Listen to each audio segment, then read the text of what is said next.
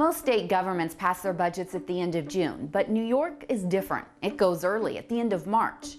And this year that's important because that makes New York the first state to pass an annual budget since this pandemic began. It could be a window into what's ahead for other states. You see, before the pandemic began, Governor Cuomo had proposed one budget. But what actually got passed looked quite a bit different. And schools had to swallow a $1.1 billion state spending cut. In a statement, the Budget Office blamed the pandemic and referenced needing to cut $10 billion.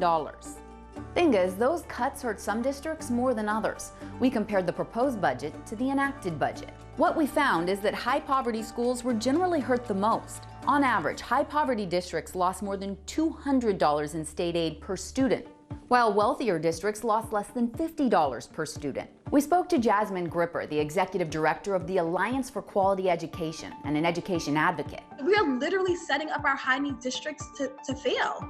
We know students who are coming from poverty, students who have greater need more resources and not less, and we're not giving it to them.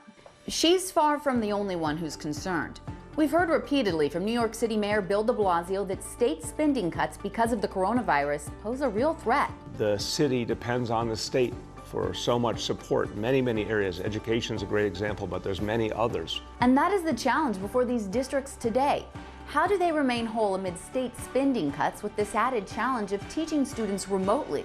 And most importantly, what does that mean for the students? Danielle Lee, Channel 7 Eyewitness News.